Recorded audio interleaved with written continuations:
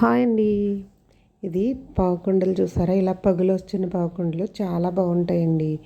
ఇలా పగులు వచ్చి మనకి టేస్టీగా ఎలా రావాలో మీకు ఈ వీడియోలో అయితే చూపించేస్తాను. ముందు రోజే మనం బియ్యం నానబెట్టేసుకోవాలండి. నేను కేజీ బెల్లానికి చేస్తున్నాను కాబట్టి కేజీ బెల్లానికి 3 గవ్వల బియ్యం అయితే పడతాయి. కోట బియ్యం వేసుకుంటేనే ఈ పావుకుండలైనా అరిసెలైనా చాలా బాగా వస్తాయి అన్నమాట. శుభ్రంగా కడిగేసి నానబెట్టేస్తాను. 3 దవలంటే ఒక సాల్ట్ బియ్యం ఎక్స్ట్రా వేసుకున్నా మనకి పిండి కలిసి వస్తుంది అనమాట. అప్పటికప్పుడు తడి పిండి కావాలంటే దొరకదు కదా, అందుకని 2 కేజీలు వేస్తాను బియ్యం. ఇప్పుడైతే ఉదయాన్నే కడిగేసి నీళ్ళు వాడిలాగా అన్నం బుట్టలో వేసేసి ఒక పావు గంట ఆగి ఇప్పుడు ఒక తడిగుడ్డ మీద వేసేసానండి. తడి పొడిగా ఉండాలి బియ్యం, అందుకోసమని. ఇప్పుడు కొబ్బరికాయ ముక్కలు.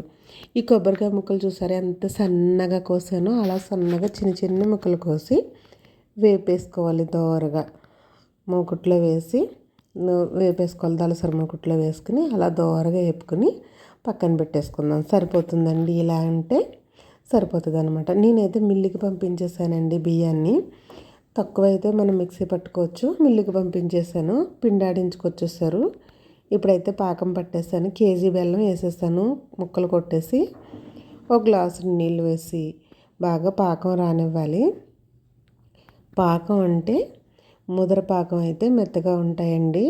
అరిసెలైనా పావుకుండలైనా సరే ముద్ర పాకం అయితే మెత్తగా ఉంటాయి. లేత పాకం పట్టుకుంటే గట్టిగా ఉంటాయి అన్నమాట.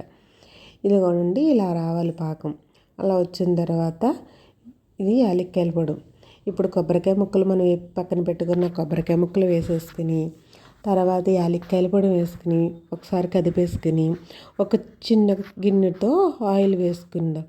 ఆయిల్ వేసేసుకుని ఒక కుతలాడేటప్పటికి దింపేసుకుని మనం ఆడించి పెట్టుకున్న పిండి ఉంటుంది కదా, ఆ పిండి వేసుకుందాం. ఇలాంటి పిండి వంటలు వండినప్పుడు మట్టుకి ఇంకొకరి సహాయం అయితే కావాలండి, ఒక్కలమైతే చెయ్యలేము. ఇదిగోండి, ఇలా మా అత్తగారు వేసేస్తున్నారు, నేనైతే పిండి కలిపేస్తున్నాను అనమాట. ఇది నన్ను ఎవరో వండి పెట్టమని అడిగారండి, అందుకోసం వాళ్ళకి వండుతున్నాను. ఇవి ఇలా చేసిన తర్వాత ఇలాగ మనకు ఉండయి ఇలాగా పిండి వేసేసుకోవాలి. వేసుకుని ఇలా ఉండయిందంటే పావుకుండలకి బాగుంటుంది అనమాట. అలా ఉండవ్వాలి, పలచగా అవ్వకూడదు. ఇప్పుడైతే ఉండలు చేసి పక్కన పెట్టేసుకుందాం. ఆయిల్ రాసేసుకుంటూనే ఆయిల్ బాగా మరిగిపోకుండా డీప్ ఫ్రైకి సరిపడా ఆయిల్ వేసుకుని బాగా మరిగిపోకూడదండి. అలా మరిగిందనుకోండి ఆయిల్ ఏమవుతుంది, ఇగానే పొరల కింద వచ్చేసి లోపల ఉడకదు, సలివిడిలానే ఉండిపోతుంది. ఇదిగో చూసారా, అలాగా సమానంగా వేడెక్కాలి ఆయిల్.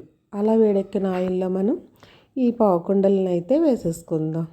చూసారా, ఇలా వేసేసుకుని మనకి మూకుట్లో సరిపడ్డ వేసేసుకుని వేపేసుకుందాం.